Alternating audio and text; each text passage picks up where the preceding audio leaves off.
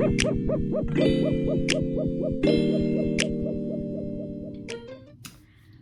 guys, welcome back to my channel, and if you are new, welcome.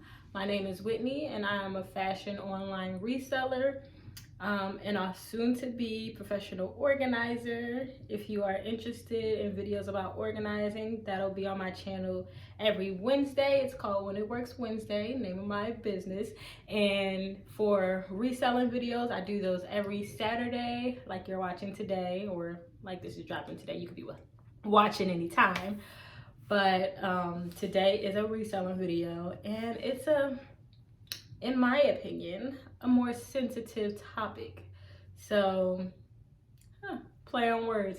Yes, so if you are sensitive, maybe this is not the video for you, or maybe you should watch it so you can learn, or just, I don't know, just hear me out. So today's video is gonna be about being too sensitive in your reselling business.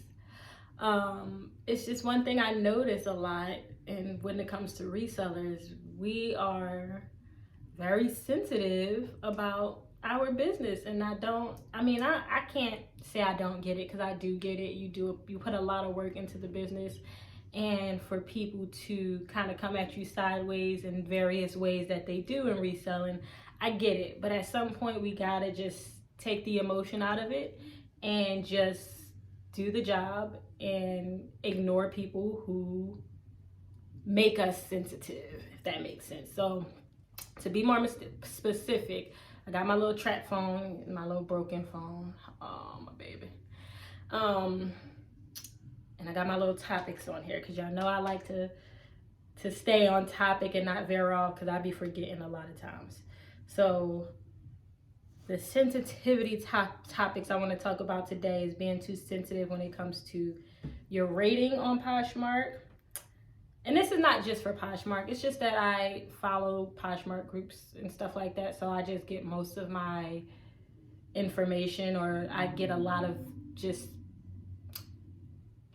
I see a lot of posts relating to Poshmark more than any of the other reselling websites I'm on, because Poshmark is my main site, and it's the most, I would say, community based out of all of them, in my opinion. So that's why I'll probably be referring to Poshmark more than anything.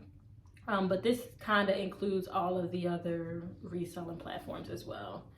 But when it comes to your rating on Poshmark, when it comes to lowball offers, when it comes to people just saying whatever they want in your comments, or if they brought something from you and they decided they don't want it no more, so they will list it in their own Poshmark closet for a higher price, because that's what people get butthurt about for some reason.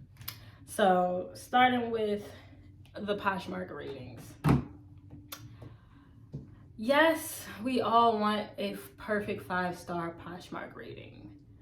Yes, we want perfect ratings on eBay and Mercari and all of those other places. Honestly, I would say when it comes to eBay and Mercari, I feel like, mainly eBay, I feel like those two places, your rating is way more important, because everybody sees all of the ratings. But when it comes to Poshmark, which is why I want to kind of specifically talk about this, if somebody gives you a 1-star rating, nobody knows. So if you've gotten 5,000 5-star ratings in your reselling career, and then you start to get maybe here and there a sprinkle of a 3-star, a 1-star, a 4-star here and there, it really don't matter, because you're still going to be up there. Like, nobody's perfect. You're not going to continually have a perfect 5-star rating. So if your rating is 4.8, who cares? Honestly, who cares? I know I don't. I stopped getting when I first started, I'll say that. When you first start, it's different, because you're just trying to build yourself up. You're trying to get those love notes. You're trying to, establish your Poshmark closet and all of that and good stuff, whatever. But after a while, like, come on now, we gotta stop being so sensitive about a low rating. Like, if you know you did what you were supposed to do, right, and you felt that you gave the, did the product the way you was supposed to, I get it, you would feel hurt, but at the end of the day, you can't control what people say. Like, some people will rate you lower for shipments being late when it has nothing to do with you. It's all on the post office or whatever. You get low ratings because stuff don't fit them, also has nothing to do with you. Like, there's various reasons that people give you unfair low ratings. And that, honestly, if you're consistent at getting a 5-star rating, then just keep it pushing. Like, it's no point of making a whole Facebook post over you not understanding why somebody gave you a 5-star, a 3-star rating, 2-star rating, whatever, and you're giving them your time and your energy. It's not worth it. Now, what I will say is there are some ratings. I've had, I think, 2 where somebody has given me a low rating for a very particular reason. And I was like confused, like, because it didn't make sense. So I reached, like, for instance, the last one, I got a 1-star rating because of ship time. And it was during the time, I'm in Houston, and it was during the time that Houston, just recently, where we were having the power outages and no plumbing, all of that. So I shipped my product out before it hit the Houston area, so before it hit my area. So I thought everything that was shipped before everything hit Houston, I was good. I thought those would get to the people fine. So I wasn't like checking in and telling them that their packages might be late, like I did with the people who brought from me once the issues were here in Houston. So the lady gave me a 1-star rating because of ship time. I was like, oh, that sucks. That's not my fault. I didn't even realize. So I just messaged her and was like, hey, so sorry your shipment was late. Like, this is why, da-da-da. And then she felt bad. I was like, oh, I didn't know, da-da-da. And she changed the rating to 5 stars. So certain situations like that, I don't get sensitive about. But if it's something that has a valid reason, I'll reach out to the customer and explain to them, or ask them, like, hey, is there a reason why I got a low rating? Just let me know so I could do better next time. I don't mind when people have those type of, like, put those type of comments out and stuff like that. But when you just hurt and you just can't go on because you got a 4-star rating, it's like, get over it. Please get over it, because it's not that bad. It's not that bad. Next one. Lowball offers. This is the part that's the most annoying, and it's the part that I kind of most understand, because I'm not gonna lie to y'all, I be a little butthurt from lowball ratings. I'm not gonna lie.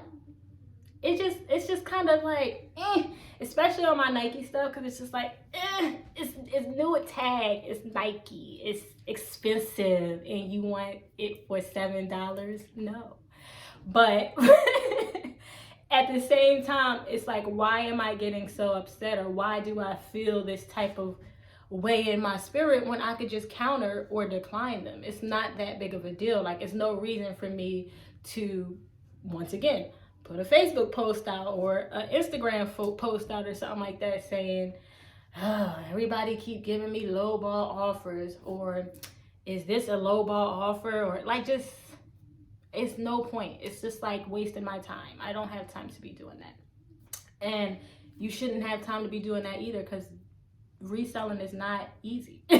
It's a time-consuming job, and it takes a lot out of you. And so there's no point of allowing people in their lowball offers, which we as sellers on these platforms should already know that it comes with the territory. We shouldn't be getting so upset when somebody sends less than 50% offer of our list price. Honestly, sometimes the price is too high. It is what it is. So just let it roll off your back. Just don't keep getting so sensitive about it. If it happens, it happens. Counter offer. Like, that's the whole point of counter offering, and that's the whole point of offering anyway. A lot of people just want to see. They're not trying to get something free from you. They're not trying to, not everybody, because some people are, just be honest, but not everybody is trying to con you out of your money. Some people just trying to see, because some other, regular sellers, not always resellers, but people who just want to get rid of stuff out of their closet, will sell stuff for super dumb cheap on Poshmark. So they don't know the difference between a person just selling their stuff out of their closet and a person just and the person trying to do this as a career, they're going to try to get it for as cheap as possible. Don't we all want that? Like, I would try, and you know, me personally, I don't like to give lowball offers just because I'm in the business, but I would like to get an item as cheap as possible. So if I could just shoot my shot at $7 and they take it, then I win. If they don't take it, then all right, I'll come up and pay, you know, a little bit closer to the price they want. We'll negotiate. That's the whole point. It's a negotiation process. You got to start from somewhere. So stop letting lowball offers get y'all butt hurt. Next one. People saying crazy stuff in your comments. Just delete the comment. You can delete comments on Poshmark. I know everybody doesn't know that, but there's a way to like mark it as spam. If people are spamming you, people are saying crazy stuff. Me, you know, it's a little fun to kind of get in a confrontation a little bit. Like, a lot of people like to come at me for the prices of my items, and they'll be like, this price is not even how much it costs on Nike.com. It's more expensive. What's your point? It's mine. I have it and you want it. I can price it however I want to price it. If you don't like it, you don't got to buy from me. But there's also an offer button if you want to make an offer for lower than they have on Nike.com. I might just take it. Like, that's how I feel about those type of things. Now, I know everybody doesn't sell that type of product. I sell also thrifted stuff, but I don't get a lot of crazy comments in my on my comments with my thrifted stuff. It's mostly the Nike stuff, but it's just like, but you're coming to me. You got nothing better to do but come to my listing and say that my listing is not to your liking when you don't have to buy from me. Like, that's how I feel. So I'll just spam it. Sometimes I'll comment. Most of the times I do comment back because I'm just, you know, it's kind of fun sometimes. But I don't let it get me. I don't let it affect me in a mental way, I guess I would say. Like, it's just kind of fun to go back and forth with people because they just be so extra when half the time they don't even know what they're talking about. And that comes with like saying something is fake or just various things. It's just be funny when those type of people come up and be like, this not even real. And I'm like, but it is though. But I done lost my train of thought. See, look at that. But just don't get so sensitive about that stuff. Comment back if you want, if it's just fun for you, whatever. But don't let it affect your day. Don't let it affect your business. Don't let it affect you in any way. Just, if it's annoying, spam it. If you have to block them, and then move on with your life. Next one. Last one. Relisting.